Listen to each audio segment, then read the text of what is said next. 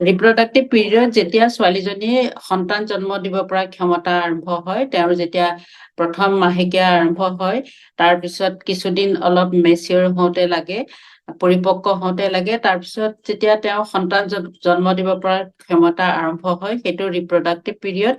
এই ৰিপ্ৰডাক্টিভ পিৰিয়ডটো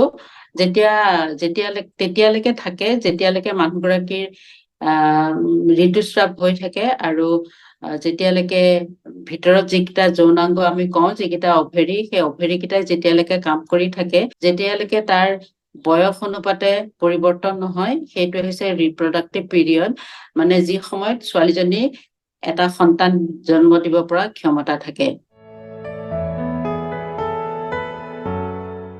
বডিত 3টা হৰমন, মাইকী মানুহৰ বডিত 3টা হৰমন, এটা হৈছে এষ্ট্ৰজেন, এটা প্ৰজেষ্টেৰন আৰু এটা টেষ্টষ্টেৰন। এই 3টা হৰমন বেলেঞ্চত থাকে আৰু সিহঁতে হাৰমনি মেইনটেইন কৰে, ইটোৰ লগত সিটোৰ প্ৰপৰ্চনটো। এষ্ট্ৰজেনো বেছি হ'ব নালাগিব, যি অনুপাতে থাকিব লাগিব এষ্ট্ৰজেন। ছেকেণ্ডটো প্ৰজেষ্টেৰন, প্ৰথম ভাগত এষ্ট্ৰজেন থাকে, ছেকেণ্ড ভাগত প্ৰজেষ্টেৰন ওলায়, তাৰপিছত আৰু এটা হৰমন থাকে টেষ্টষ্টেৰন। এইকেইটা হৰমন যিকেইটাই ছোৱালীজনীৰ ঋতুস্ৰাৱটো নিয়ন্ত্ৰিত কৰে আৰু লগতে সন্তান জন্ম দিব পৰা ক্ষমতাটো তেওঁৰ অটুট থাকে। Male, female, it is almost same because puberty, the change of the puberty, it is almost এটা ল'ৰা বা ছোৱালীৰ ক্ষেত্ৰত বিশেষ পৰিৱৰ্তন নাই।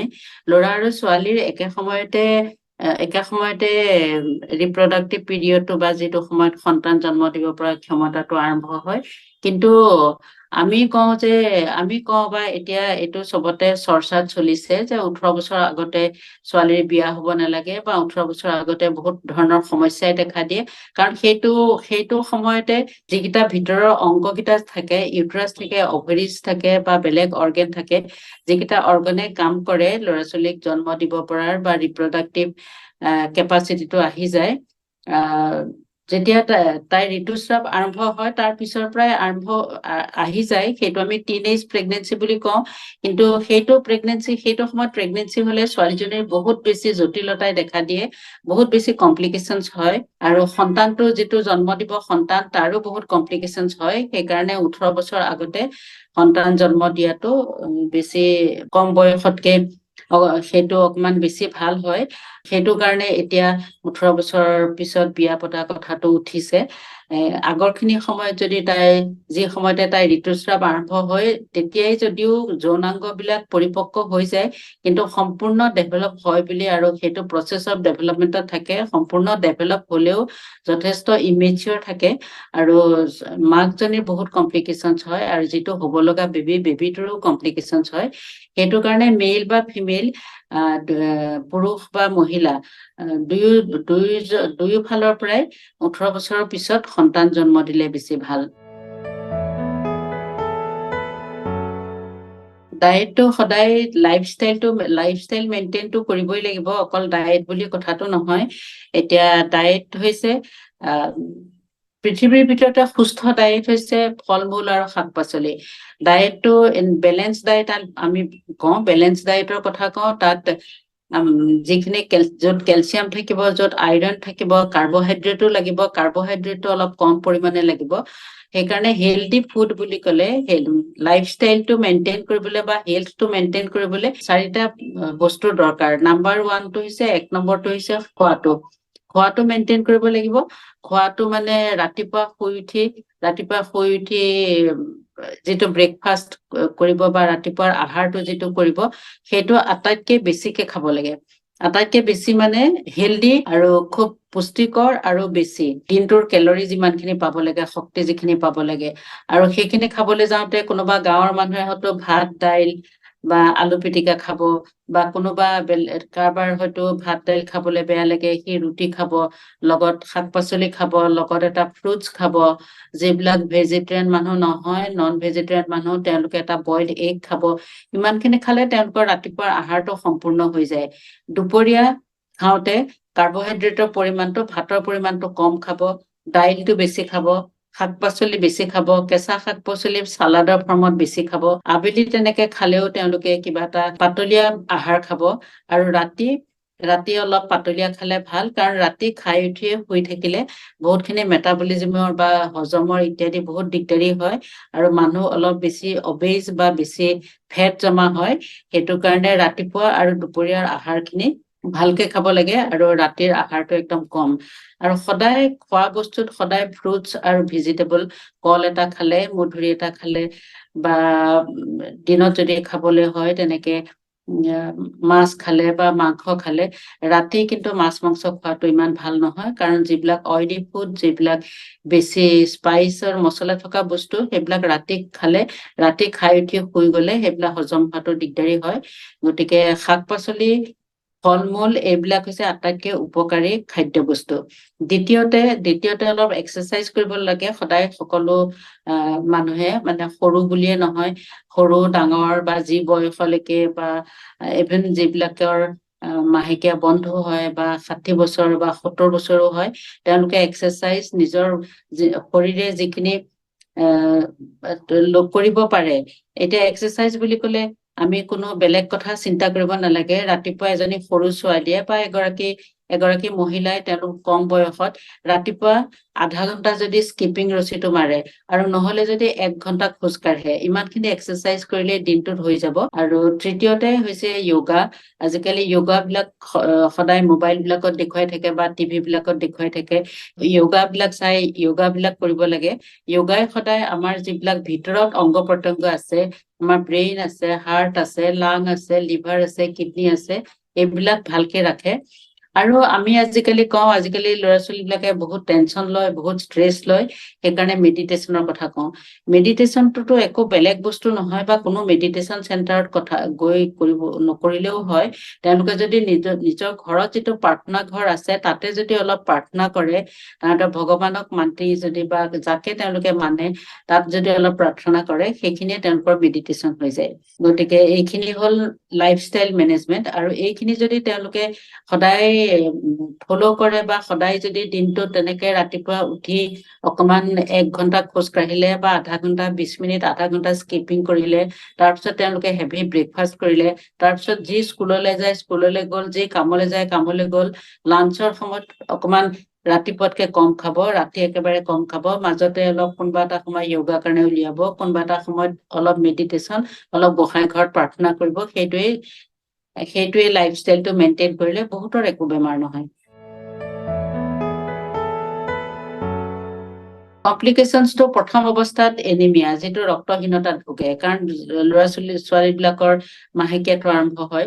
ছোৱালীবিলাকৰ মাহেকীয়া আৰম্ভ হয়, মাহেকীয়াত কিছুমানৰ বেছি হয়, কিছুমানৰ কম হয়, কিছুমানৰ নৰ্মেল হিচাপে হলেও তেওঁলোকৰ আগৰ পৰাই অলপ তেজটো কম থাকে, খোৱা বোৱাৰ কথা, আৰু নিজৰ হাইজিনৰ কথা, খোৱা বোৱাৰ কথা, এইবিলাক কাৰণে আমাৰ দেশত বহুতো এনিমিয়া বস্তুটো, যিটো তেজ থাকে, সেইটো বহুত কম থাকে। মাজে মাজে ছোৱালীবিলাকৰ মেনষ্ট্ৰুৱেশ্যনৰ পিছত সদায় হিমগ্লবিনটো চেক কৰিলে ভাল। আৰু বাকী সেইখিনি সময়ত আৰু বেলেগটো বেমাৰটো বিভিন্ন ধৰণৰ হ'ব পাৰে, কিন্তু আমাৰ যিবিলাক এডলছেণ্ট বা কিশোৰী, যেতিয়া তেওঁৰ মাহেকীয়া আৰম্ভ হয়, আমি কিশোৰী বুলি কওঁ, তেওঁলোকৰ সদায় খাদ্য বস্তুবিলাক ভালকৈ নাখায়, সেইটো কাৰণে তেওঁলোকৰ এনিমিয়াটো, ৰক্তহীনতাত বহুত ভোগে। তাৰ কাৰণে মাজে মাজে হিমগ্লবিন চেক কৰিব লাগে। প্ৰটিনটো সিহঁতৰ বহুত কম হয়, সেইটো প্ৰটিন কেলৰি মল নিউট্ৰিচন বুলি কোৱা হয়। সেইখিনি খাদ্যটোতো এটা বহুত ইম্পৰ্টেণ্ট কথা, যিটো সদায় চাব লাগিব। আৰু যেতিয়া আজিকালি মানুহৰতো বহুত যিখিনি ৰিপ্ৰডাক্টিভ ইয়েৰ্ছৰ মাজত, যাতে যদি তেওঁ প্ৰেগনেণ্ট হৈ যায়, প্ৰেগনেঞ্চি কমপ্লিকেশ্যন বিলাক চাব লাগিব। আৰু এতিয়া দেখা যায় বহুত কম বয়সতে, যিবিলাক ছোৱালীৰ কিছুমান কম বয়সত PCOD বুলি এটা বেমাৰ আছে, সেই বেমাৰটো হলে তেওঁৰ কম বয়সত ডায়েবেটিছ হ'ব। সেইকাৰণে ৰিপ্ৰডাক্টিভ পিৰিয়ডত যেতিয়া বিয়া বাৰু পতাৰ পিছত তেওঁলোকে অলপ কাউন্সেলিং কৰি, বা লগতে তেওঁলোকৰ কিবা এই মেটাবলিক বস্তুবিলাক, তেওঁৰ ব্লাড কিমান আছে গাত, তেওঁ এনিমিয়াত ভুগিছে নেকি, তেওঁৰ কেনেবাকে চুগাৰ লেভেলটো বেছি নেকি, কেনেবাকে তেওঁৰ থাইৰয়ডৰ প্ৰব্লেম আছে নেকি, এইখিনি চাব লাগে। আৰু মাইকী মানুহৰ ক্ষেত্ৰতো মেনষ্ট্ৰুৱেল ইৰেগুলাৰিটিটো তাৰ 101টা কাৰণ আছে। যদি মেনষ্ট্ৰুৱেল ইৰেগুলাৰিটি হয়, মেনষ্ট্ৰুৱেশ্যনটো, মাহেকীয়াটো সদায় 28ৰ পৰা 30 দিনৰ ভিতৰত, আৰু খুব বেছি 5 দিন বা 6 দিন বা 7 দিনত অলপ, তেনেকে বস্তুটো চাব লাগিব, মেনষ্ট্ৰুৱেল হিষ্ট্ৰীটো ল'ব লাগিব, এক্সামিনেশ্যন কৰিব লাগিব যদি কিবা কাৰণ বহুত ধৰণৰ গাইনকলজিকেল প্ৰব্লেম আমাৰ যিবিলাক ছোৱালীবিলাকৰ বা মাইকী মানুহ তিৰোতাসকলৰ হয় সেইখিনি প্ৰথমতে একো উপসৰ্গৰে দেখা নিদিয়ে, সেইকাৰণে এবাৰ চেকআপটো কৰাটো মাজে মাজে চেকআপটো কৰাটো দৰকাৰ। স্পেচিয়েলি আমাৰ দেশত এনিমিয়াটো বহুত বেছি, আৰু যিখিনি য়াং মাদাৰ্ছে হওক বা যিখিনি মাদাৰ্ছ বিলাক হওক তেওঁলোকৰ সদায় ব্লাড চুগাৰ লেভেল বা এইখিনি চাব লাগে। ইণ্ডিয়াত ডায়েবেটিছ চিন ইজ ভেৰি বেড, ডায়েবেটিক চিনটো বহুত বেয়া, সেইটো কাৰণে ডায়েবেটিছ কাৰোবাৰ আৰ্লি অনছেট ডায়েবেটিছ হৈছে নেকি সেইটো চাব লাগে। সেইটো হ'লে পিছত অলপ আৰু চিমটম পোৱা যায়, যেনে এবনৰ্মেল ফুডৰ ক্ৰেজ হ'ব, এইবিলাক কিবা কিবি হ'ব, খুব বাচ্ছাটো বহুত ক্ষীণাই যাব, ছোৱালীজনী বা ল'ৰাটো বহুত ক্ষীণাই যাব আৰু যদিও বহুত খানা খায়, এইবিলাক কথা। আৰু তেওঁৰ যাতে মাহেকীয়াটো, ছোৱালী হলে তাইৰ মাহেকীয়াটো যাতে নৰ্মেল হয়, মাহেকীয়াটো যাতে তাইক নিজৰ শৰীৰত একো এফেক্ট নকৰে, এইখিনি চাব লাগে। ইনভেষ্টিগেশ্যনছ বুলি তেনেকে কোনো কথা নাই, অকল হিমোগ্লবিন এষ্টিমেশ্যন কৰাৰ বাহিৰে টিনেজত, কম বয়সত, কিন্তু বাকী বয়সত বাকীখিনি চব ডিজিৰ কাৰণে স্ক্ৰীনটো কৰিব লাগে। আৰু পিছৰ বয়সত যিটো ৰিপ্ৰডাক্টিভ হেল্থটো এক্সটেণ্ড কৰে, এবাউট 40 to 43 লৈকে মানুহৰ প্ৰেগনেঞ্চি হয় বা মানুহৰ মেন্সটো হৈ থাকে। এতিয়া আমি সকলোকে ক'বলৈ এটা মেছেজ দিব বিচাৰো যে এতিয়া আমি কেঞ্চাৰৰ পৰা ৰক্ষা কৰিবলৈ আমি স্ক্ৰিনিং টেষ্ট কৰিব পাৰো যিসকল, কাৰণ কেঞ্চাৰ চাৰ্ভিক্স যিটো সেইটো ইণ্ডিয়াত আটাইতকৈ highest number of the cancer death, highest number, বহুত মহিলাৰ মৃত্যু হয় কেঞ্চাৰত। আৰু কেঞ্চাৰটো আমি আৰ্লি ডিটেকশ্যন অৰ আমি ভৱিষ্যতে কোনোবা এগৰাকী মহিলাৰ কেঞ্চাৰ হ'ব নেকি সেইটো আমি গম পাব পাৰো। কিছুমান একদম চিম্পল টেষ্ট আছে, সেইখিনি টেষ্ট সদায় লেট ৰিপ্ৰডাক্টিভ বা যিসকলৰ 35 ঊৰ্ধ্বত গুচি গ'ল, তাৰ ওপৰত গুচি গ'ল, তেওঁলোকৰ এটা টেষ্ট আছে, পেপ টেষ্ট বুলি কোৱা হয়, সামান্য এটা টেষ্ট। আৰু সেই টেষ্টবিলাক কৰিলে ফিউচাৰত কোনোবা এগৰাকী মহিলাৰ কেঞ্চাৰ হ'ব নেকি, কেঞ্চাৰ চাৰ্ভিক্স হ'ব নেকি সেইটো গম পোৱা যায় আৰু সেই হিচাপে তেওঁক ট্ৰিটমেণ্ট কৰা যায়। গতিকে কেঞ্চাৰৰ আগতেই বস্তুটো ধৰিব পাৰি। সেই টেষ্টটো সদায় মাইকী মানুহে বা যেতিয়া তেওঁৰ বয়সটো 35 ওপৰত হৈ গ'ল, কেঞ্চাৰ চাৰ্ভিক্সৰ স্ক্ৰিনিং বুলি কোৱা হয় সেইটো। এইটো ডায়েগনচিছ নহয়, কেঞ্চাৰ চাৰ্ভিক্স হৈছে নেকি চাবলে নহয়, তেওঁ ফিউচাৰত ভৱিষ্যতে কেতিয়াবা হ'ব নেকি সেইটো চাবলৈ কিছুমান টেষ্ট আছে, সেইখিনি চাব লাগে। Dose is always maintain your lifestyle.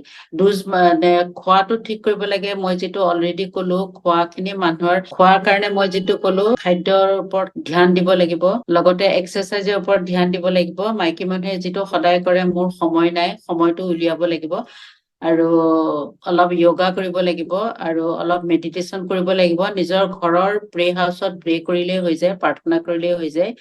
আৰু তেওঁলোকে সদায় যিখিনি এবাৰ হেল্থ চেকআপ কৰিব লাগে নিজৰ, কিয়নো বহুত বেমাৰে প্ৰথম ভাগত দেখা নিদিয়ে, প্ৰথম ভাগত দেখা নিদিব। বিভিন্ন ধৰণৰ মেডিকেল কলেজত আছে য'ত ফ্ৰী চাৰ্ভিচ চবতে পোৱা যায়, আৰু নিজৰ হেল্থ চেকআপটো একো অসুবিধা নাথাকিলেও তেওঁলোকে মাজে মাজে নিজৰ হেল্থ চেকআপটো কৰিব লাগে। কিয়নো মাইকী মানুহবিলাকে কিমানখিনি কাম কৰে, কিমানখিনি ষ্ট্ৰেছ লয়, তেওঁলোকে নিজেও ইমান সজাগ নাথাকে। যদি সামান্য হেল্থ চেকআপখিনি কৰি থাকে, তেওঁলোকে নিজক বহুতো বেমাৰৰ পৰা ৰক্ষা কৰিব পাৰিব। আৰু দুটাই বেছিক কথা, এটা হৈছে নিজৰ স্বাস্থ্য আৰু এইটো হৈছে নিজৰ শিক্ষা। এই দুটা যেতিয়া মানুহে চলাই নিব, তেতিয়া কোনো পৰিয়ালটোৰে পৰিয়ালটোৰ মাইকী মানুহগৰাকীৰ বা ছোৱালীজনীৰ ৰিপ্ৰডাক্টিভ টাইমত একো তেওঁলোকৰ অসুবিধা নহ'ব। ডোন্ট বুলিতো ডোন্ট আৰু what are don'ts means it is, এইটো অলপ দিগদাৰী কথা যিখিনি। গতিকে আমি পজিটিভ চাইডটোতে চাব খোজো যে আমি নিজৰ জীৱন শৈলীটো আমি যি ধৰণে খাব লাগে তেনেকে খাব লাগে, যি ধৰণে কামখিনি কৰিব লাগে, নিজৰ এক্সাৰচাইজখিনি, নিজৰ যিখিনি ডিউটি থাকে সেইখিনি কৰিব লাগে। যিখিনি বেমাৰ আমি নিজে প্ৰিভেন্ট কৰিব পাৰো, সেইখিনি প্ৰিভেন্ট নোহোৱাকে ৰাখিবৰ কাৰণে কি কি উপায় কৰিব পাৰি সেইখিনি পৰামৰ্শ ডাক্তৰৰ পৰা ল'ব লাগে। তেতিয়া আমি বহুত বেমাৰৰ পৰা নিজক ৰক্ষা কৰিব পাৰিম।